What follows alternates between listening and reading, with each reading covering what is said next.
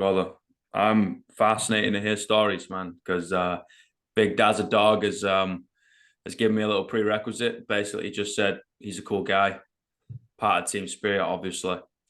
And was like, he's got some stories, and I was like, I'm always full ears to hear some stories, man. So first of all, thank you for sharing your time. Second of all, I No worries. apologize, I'm late. And third of all, let's do it. Yeah, let's crack on. No, thanks for having me on. Yeah, it's really good to be a part of it. Um, yeah, Dad's bigged me up, I think, a bit too much. So hopefully I don't disappoint. But yeah, part of Team Spirit. Been doing it for sort of 10 years now. Started coaching when I was 17 with Dazza. Um, Started out as work experience, bit of a funny one. I was doing my sort of coaching qualification in college. Had to do a work experience placement as part of one of the units. Had a job placement with a separate sports coaching company, and like a week before, um, due to start, they pulled out on me, and I was like, Oh, fuck. "What have I got to do? What am I going to do here? What am I going to do?" So searching around the internet and stumbled across Team Spirit. Applied for a work experience job there. Met with Dazza 3 days before I was due to start, and yeah, got the placement, and then sort of the rest is history from there, my friend. Now partner in the company going on 4 years. So yeah, no, it's been a journey. Dude, that makes it gives me a bit goosebumps, man. It makes my hair stand up. Like just hearing somebody, humble beginnings for one, but then Mm, just kind of grind through and meet good people. Obviously, I know Dazza, and I think he's worth his weight in gold, man. I'm not going to big him up hmm too much in case he's listening. He's going to be laughing at me, and especially my accent. You know what I mean? But like what he does is great, and it's got a humble beginning in itself. The whole Team Spirit brand. And mm, him just like, hey, we got to maybe teach these kids something through physical activity, and also make it frigging fun at the end of the day. that's If it. it's not fun, they're not going to do it, or they're definitely not going to keep doing it. Um, so I guess for people that have no idea what this whole Team Spirit is that we keep referencing is, do you want to give it a little bit of a lowdown? Yeah, so Team Spirit is a sports coaching company, but to me, to us, it's more than that. It's a coaching company. It's about life skills. So we predominantly teach kids, but over the last few years, we've started branch now. We now work in adult care homes as well, working with adults with learning difficulties and physical challenges. So it's it's about physical activity, but like I say, it's about more than that. It's about the life skills that we can get from sport, and yeah, all those transferable skills that we can use in day-to-day life. It's we do a range of different things from footballs, but and dance and gymnastics, tennis, but we also do Lego clubs, we do arts and crafts clubs.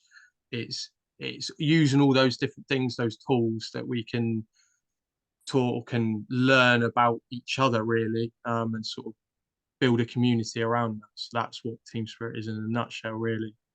It's awesome, man. It's such a great initiative.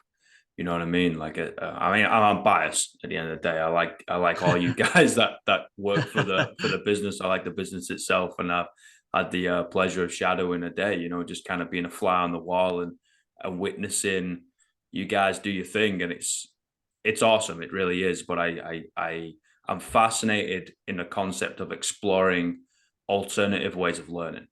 Right. I'm pretty dyslexic, lad, so my reading isn't the best. I got to I got to break it down a lot, and usually I'm the one who's like k, bet, because, and I'm like, even at 26, it's still a pretty difficult thing for me to get going. Mhm. So I'm like, okay, cool. That's kind of the cards you dealt. All right. So what are you going to do with that? Are you going to fold every round and we're not going to do anything? Or are you going to get pretty damn skilled at playing those cards that you dealt? And I think that's what we need to be able to emphasize to especially children, right? It was like, all right, sound little Jimmy, like you might not be good at catching balls. Like, that's great. First of all, we're going to work on a little bit of hand-eye coordination, and we're going to get that. Great. But you might be a fantastic painter. And like, if you're going to end up being the next Picasso, or even just expressing yourself through painting, and it's going to help you deal with your emotion through that.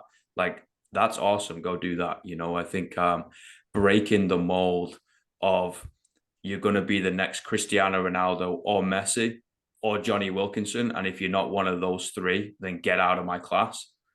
I think the more we can break that mold, the better, man. I think that's it. I think, yeah, 100%. I mean, like the kids that we get thousands of kids through the door, like week on week, and not all of those kids are going to go on to be the next Cristiano Ronaldo and the next Messi. Some of them don't want to be. They come to our clubs, they come to see us, to see our coaches. They've got a good bond with us through schools and the P lessons that we do, and then they come to our after school clubs, and it might be a football after school club, but or parents as well, working parents, they might drop them off to our after school clubs, use it as childcare, but actually it's not really the sport for them. And it's about us understanding that, yeah, we have our strengths and we have our weaknesses. And yes, we want to better our weaknesses, but can we play even more to our strengths? I'll give you an example.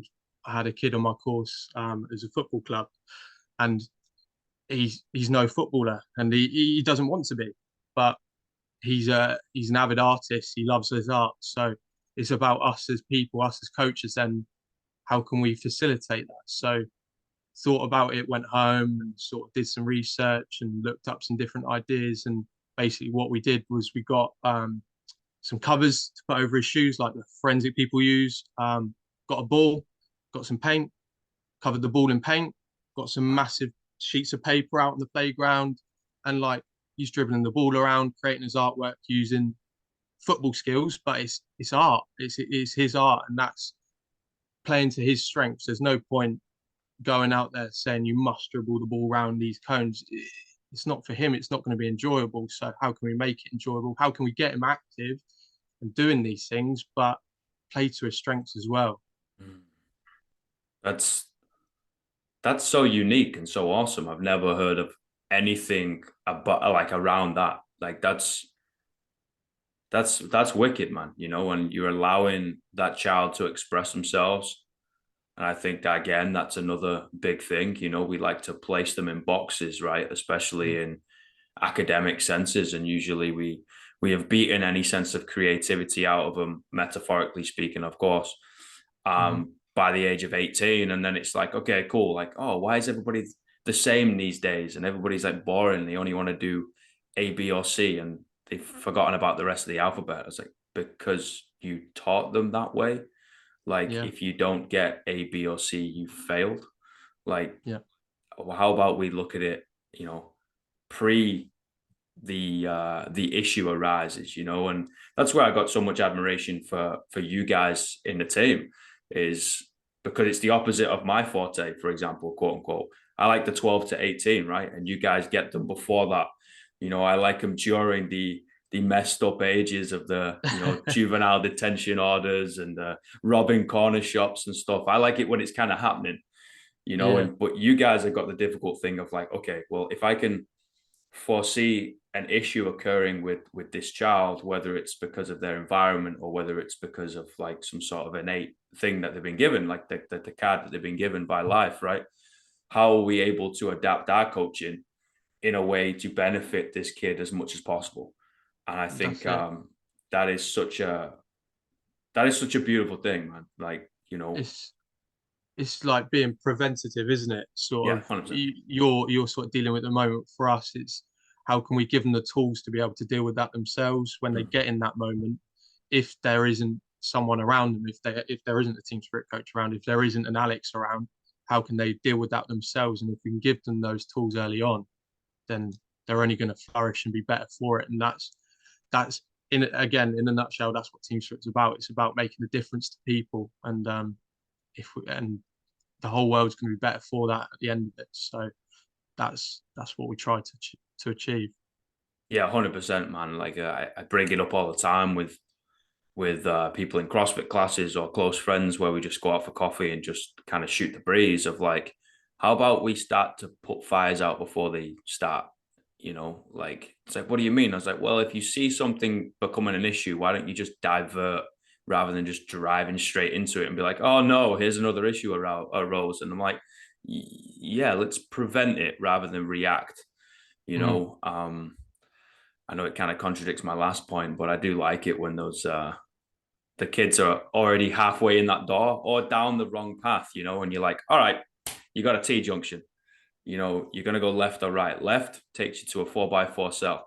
Right is difficult and it's winding and it goes left, right, and center and it goes up and down and around the houses. But you might be a functioning person in society. And I don't know about you, but I'd like to be labeled that. You know, it's like, oh, mm, you're a half decent human being. At least 51% of you is quote unquote good, you know. And I'm like, great, let's go that way. You know, it's going to be a yeah. difficult path. It's going to be a long process, but yeah, I think more open-minded coaches and growth-minded coaches and progressive coaches is going to help that, right? Like, you know, you and I as a kid, whether we're 7, 12, 16 in our chosen sports, I'm sure we've seen a lot of coaches that are the dictator, right? Where it's like, this is the only way. This is the way, like Mandalorian.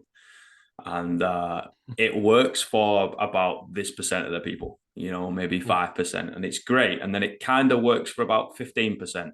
And then it doesn't work for the rest. And, you know, if you've got a stub toe, I don't think we should amputate our leg from the knee up, you know, that doesn't yeah. really make much sense. How about we learn the children, you know, Hmm. in front of you and be like, okay, cool. How am I supposed to adapt my communication skills and articulate myself in a way that they're going to be able to comprehend it? That's it. Yeah, I think we do as coaches, a part of our team. We try to be, we try to have that open mindset, that growth mindset ourselves, and actually sort of self-reflect and actually, rather than us put the onus on the child to learn, how about we learn about the children and what we can do to help them? We're the adults at the end of the day. We should Mm-hmm. be able to do that. We should have those tools to do that. And it's about us imparting our knowledge and giving them the tools to be able to do that when they're further along. And I think sometimes there's a lot of sort of expectation of the kids to, you must do this, you must do that, like you're saying, that dictates. Actually, we need to be the people that are more flexible. And I think, like you were saying as well, that sort of gets drummed out of us at an early age, and that's the problem. We need to change our mindsets. We need to be more open to allow the children of the future to be more open. And like I say, that'll only benefit the whole of society, in my view. I couldn't agree more, mate. Like it was actually yesterday, I had the conversation of, you know, um, basically there was two examples of one, the extreme in your face, swearing at you, making you do things as a coach. And the other one was like the hairy fairy, everything is excellent, amazing, you know, side of Mm, coaching, right? And I was like, in the reality is you need to be in the middle 90% of the time. Like you're mm-hmm, quite liberal. You're just kind of halfway in between. And then 5% of the time you need to be on one extreme and 5% of the time you need to be on the other, right? And I think when it comes to kids, it just adds a more difficult level of complexity in there, right? One, because the kids, you're not going to swear at them, right? Like yeah. that's not going to happen. It's a child. Come on, like pull your thumb out. We're not in the 1970s. Um, but you've also got to understand their individuality a little bit more and understand that they don't understand their individuality. You know, they don't know who they are yet. You know, teenagers, they know who they're not. They don't know Hmm. who they are, but they know who they're not. Kids, no idea. Like I'm talking single figures, right? They got no idea. So it's like, okay, great. Like today, Jimmy, little Jimmy, as an example, whoever is going to be in this state. Cool. We're going to adapt from that. Tomorrow, he might be something else. Okay, cool. We're going to Hmm. adapt to that. And it's like, it's always changing. It's this like organic game of chess, you Mm, know, when there's 30 kids, 20 kids, 5 kids in front of you, and you're like, okay.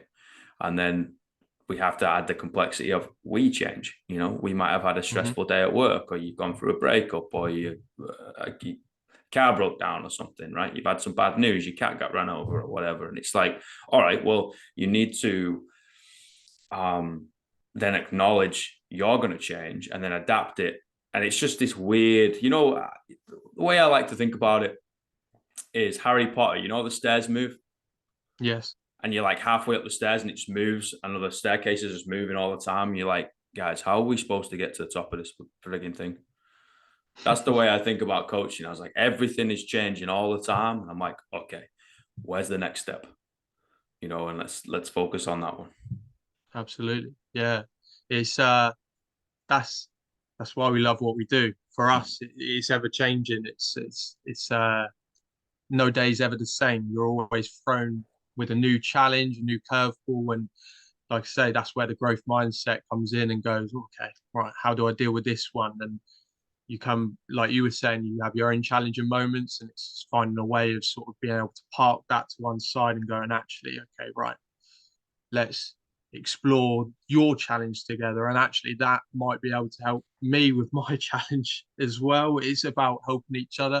I think, like, one of the things that I've learned through my sort of years of working with kids and other people is actually there's plenty of good ideas out there from everyone. And you can learn from everyone. It doesn't matter what age. Like, we work with 4-year-olds, and I think sometimes just their mindset of that carefree nature, and I've taken that for myself. And actually, is that important today? No, it's not important.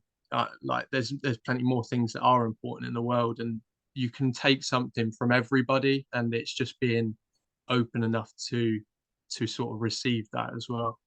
100%, man, and have the humility to receive it as well, right? Like, Mm, you know, I'll say it all the time. Of like, if I'm at the front of a class and I got 12 people, mostly they're just going to learn from one person. Yes, they're learning from each other, but a lot of people just kind of gaze towards the coach, right? Naturally speaking, I'm learning from 12 people.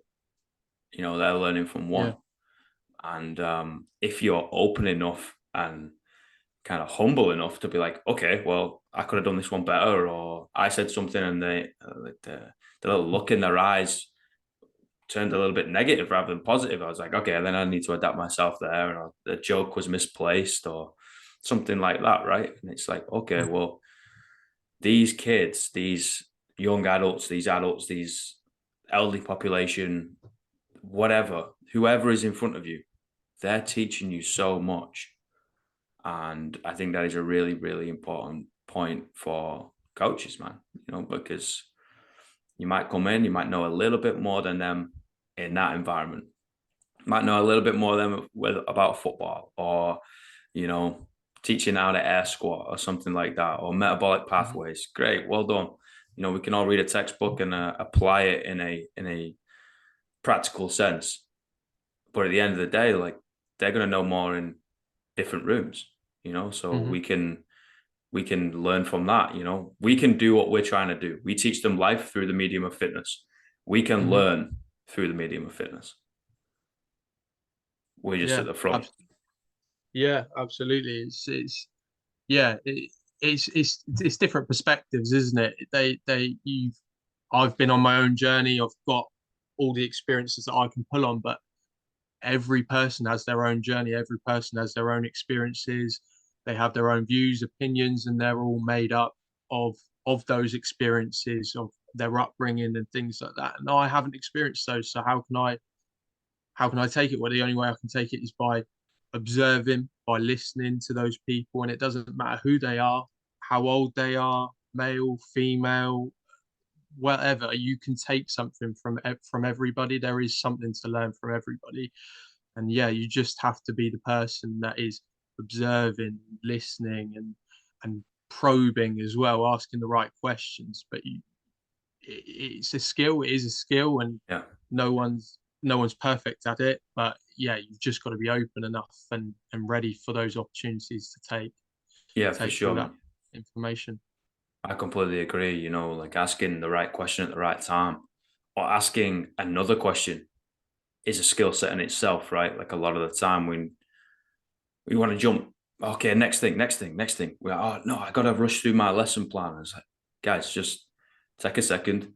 If you don't get through everything, guess what? It's okay. Hmm. Like, nobody's going to die at the end of the day. No. It's all right. Like, you didn't do the fifth football drill at how to curve a ball to the top left hand corner. Great. Like, but you did four of them, three of them, two of them, you developed a relationship with 12 more kids, like Yeah. in with another layer, rather than just kind of like surface level. Like you've actually understood a little bit more who this child is, who this adult Mm. is, who this young adult is. And I think that's more important than the fitness itself. Like I think the fitness industry is quite cool because it's like a black box, right? We know the input and the output kind of sorts itself out and it's desirable, but the little mechanism in the middle is we don't really need to know. We just focus on the input and guess what? Like things kind of work out the right way. It's like, oh well, we move better, we care about the people and work hard. I was like, oh, do we really need to know everything that goes on inside someone's psyche? And maybe I'm going to leave that to the psychologists, and then same Mm. with physiologists with the body and the biologists and stuff. I was like, great, crack on. You can sit in a lab for hours upon hours and figure stuff out. And I'm going to reference you and I'm going to ask you questions as well. But if we just kind of care about the people a little bit more, focus on their input, make them like move a little bit better, Mm-hmm. the output kind of works itself out. Like the kids are smart, the adults are smart. They end up helping their lives. The way they walk to school is better. The way they talk to their parents is better, and it's all Mm-hmm. taught through fitness. And I think Yeah. it's so special, man. Like I think more people need to be able to experience it, but I think more people need to be able to experience it in different mediums. Yeah, Mm-hmm. okay, we're physical creatures. We all need to move. Great, but not everybody needs to play football. Not everybody needs to do Olympic weightlifting. Not everybody needs to do Zumba, swimming, or be a competitive athlete, right? And I really love that example of, well, two examples you said. One is the painting, and two is Lego. Like Yeah. some sort of creativity, man. I think everybody needs. I really do, and I think it's so important. It allows you Yeah. to free yourself from those shackles that we put ourselves in, right? Absolutely. Yeah. I think to touch on a point you were saying earlier is like session plans and getting from stage 1 to 5. Like I'll go into a session with a plan in place. Very rarely do I stick to that plan. Sort of after 5-10 minutes, you get a feel for the group, and the plan goes out the window, and you go, actually, none of that's going to work today. It's 90% of the time that happens, and you have to be creative. You have to think on your feet and go, okay, right, that's not going to work. Right now, I need to think of something else. So you need to be creative. Things like the Lego sessions and things like that, they help to sort of get that creativity out of them at a young age, and hopefully that can continue with them. And we were talking about like sort of input and output, and yes, to me, we could go in there and we could absolutely smash a session, and we could build the next Ronaldo, the next Messi, but things like at the end of the session, we'll get everyone. It's the kids' responsibility as well as the coaches to pack away, and then little Johnny comes in next week and he tells me, "Oh, by the way, I'll help my mum do the dishwasher," and helped her do that. That's more to me than creating the next Ronaldo or Messi. There's coaches out there to do that, but us at Team Spirit, it's more about building the person. And yeah, that story of them making their bed, or yeah, helping with the dishes or helping with the cooking. It's more than creating an athlete. 100%, mate. I think athlete is, you know, commonly solely connected to a moving and Mm, sport and performance. But an athlete is a mindset, and you turn up on time, you get your work done, you try as hard as you can, but you leave late. That's an athlete. Okay, great. But what are they doing when they get home? Are they mm, eating well? Are they saying yes sir, no sir, yes ma'am, no ma'am to their mom or their grandma? Or are they asking how they're doing? Do they asking, loading the dishwasher, cleaning the plates, not just chucking stuff on the floor and expecting other people to wipe their ass. mm, It's like, no, no, no, no. Like if you can do it on the pitch, mate, you couldn't do it at home. You know, Hmm. the way you do anything is the way you do everything. And I think I think it helps. I think it helps kids. It burns a lot of excess energy. You know, you could dive into the diet and saying, you know, blood sugar levels is crazy and kids are getting hold of caffeine at an earlier age. And, you know, I'm someone that has about 1 million coffees a day, but I didn't touch it until I was 18, you know. But there's Mm. like 12-year-olds coming to school. Bearing in mind, it's like 8:30 in the morning. They're walking to school with an energy drink. Yeah. You know, you're like, wait, you're 12. What do you what do you need caffeine for, mate? Like, all you, all you got to do is 6 hours of work, and really, it's not 6 hours; it's four with some breaks in between, and Yeah. an hour of that is running around playing games. Yeah. You know, and then you go home to play games, and it's like, why do you need that? I'm tired, and it's just like, okay, well, the lifestyle factors are getting dropped, and we need to work on that. That's great, but um, I think it's the mindset of that athlete, and you guys are doing a perfect job, man. Like, Yeah. well, perfect is I don't think anything's perfect, but I think you're doing such an amazing job because you're so humble. You know, you see the inner workings. Go to dad's house, talk to the family, just spend hang out, talk to the coaches, see the inner workings of Mm. like how can we get better, not like this is how I want you to get better, or how do you make me better so I can be better than you. It's like no, we do it, team spirit, team we. Yeah. It's cool. Team spirit is we spoke about it a lot and sort of our culture and what it means to us. And team spirit to us is a family. Yeah. Wherever you come in, whether you come in as a coach, whether you come as a parent, a teacher, or a kid that joins us for a session, and it doesn't matter how long you're with us. You can be with us for 10 minutes of a session. You're doing a trial. You're part of that team spirit family now, and we care about you. And if we see you on the street, we'll remember your name. We'll remember something about you. We'll talk to you and see how you're getting on. And it's the same for our coaches as well. Is the coaches come in and they leave and they part ways, they're still part of the team spirit family. We still care about them. And the more people we get involved with that community, that family, the better we're all for it. 100%, man. And I think the biggest takeaway is it's not that you go into primary schools predominantly and teach sport, right? It's not that it's a sport orientated business. It's that you're teaching growth minded things Mm. to kids, to people. Let's be honest, they're just young people. You know, adults are just bigger kids. Let's be honest. We're Yeah, still all just trying to figure this out anyway. that's it. Um, and that's it. It's growth minded, you know, and learning and evolving and adapting and people first, people orientated. Mm. I think that's the biggest takeaway. I know there's a bit of pushback, or can be a bit of pushback towards the fitness industry, because people are like, fitness isn't my thing, man. I don't really care. It's like, that's phenomenal. Great. Start a book club, start a Yeah. poetry club, and bring in only youth males who have got a slap on the wrist from the Rosas. I was like, but they're not going to be interested. I was like, I know. I published 3 books. Get them in there. You know, like what is rap and hip hop? It's poetry to music. You want to try and relate to them. You Hmm. guys relate through sport. Fantastic.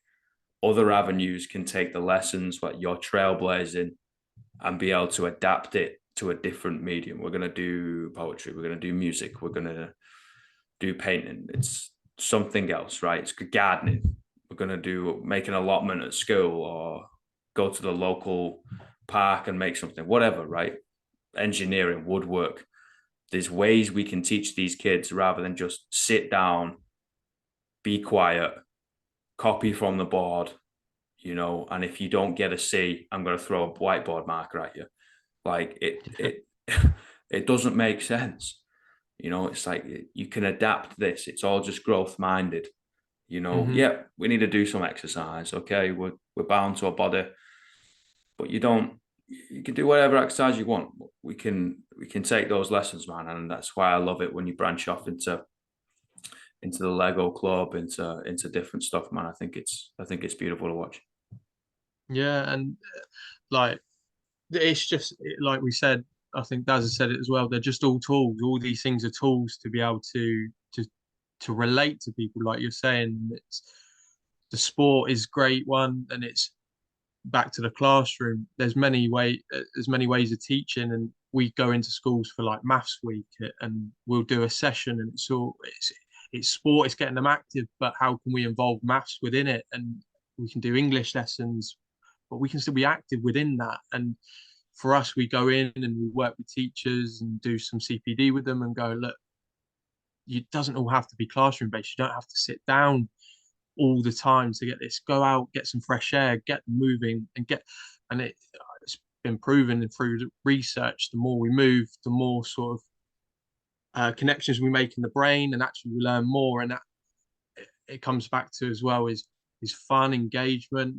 If people like what they're doing, they're more likely to take on board and learn. So if they're sat there and they're bored and they're disengaged, well, actually, it needs to be the teacher's responsibility to go, right, how are we going to get some fun back into the classroom? How are we going to do that?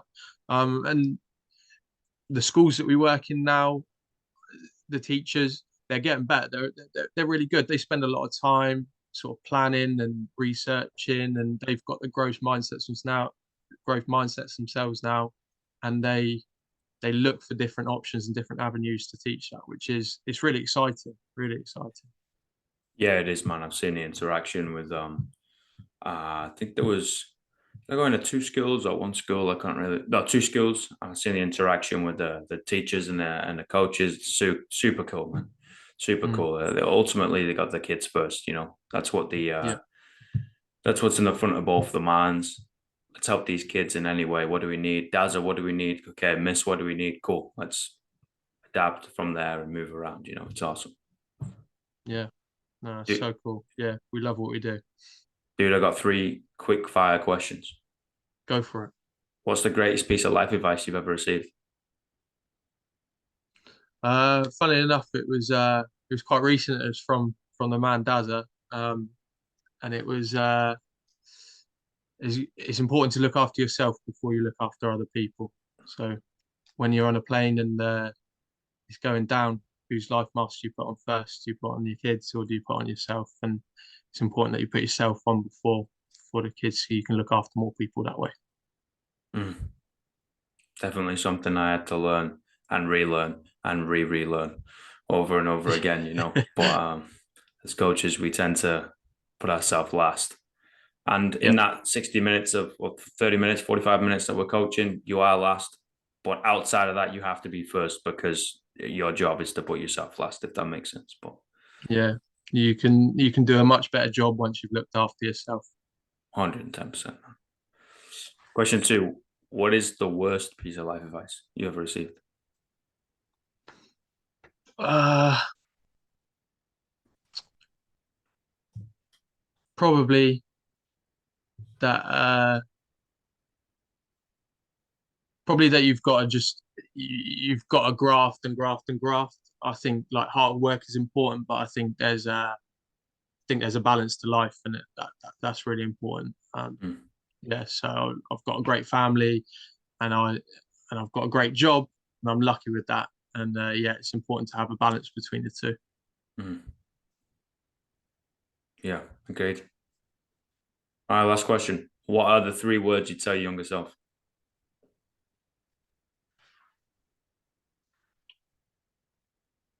Enjoy it all. Oof. Just the tough times, the good times. Enjoy it, embrace it, um, and yeah, you never be the tough times. You won't be there for long. You'll Mm, find a way out, and enjoy it and learn from it. mm. That's really profound, man. I think about these answers for weeks upon end. Like everybody's. I'm like, oof, yeah, I like that. Like, where was that from? And how can I apply it? And what can I learn from it? And yeah, that one's kicked me in the stomach. I like that a lot. Enjoy it all. I'm good. I'm glad you did. Yeah, yeah. Enjoy it all. Dude, This has been a pleasure, man. You're welcome back anytime. Oh, I appreciate it, mate. Thank you so much. Yeah, really enjoyed it. It's nice Thanks for having me on. talking. It's nice talking shop. Yeah, Like for sure. coaching is one fascinating profession, and the people within it, I think, are fascinating creatures, man. Like really are cool human beings. Oh, obviously you got some pain in the ass, but you got that in every industry. But they're being people centered. It's one hell of a way to pay your bills. So, dude, Yeah, thank yeah. you so much. Thank you for doing what you're doing, and thank you for the time, No worries. Thank you, mate. I really appreciate it. man. Chat We'll do soon. it. We'll do it again sometime. Enjoy your Friday Yeah, night. sure. Thank you very much, mate. Peace, See bro. you. Bye, everybody.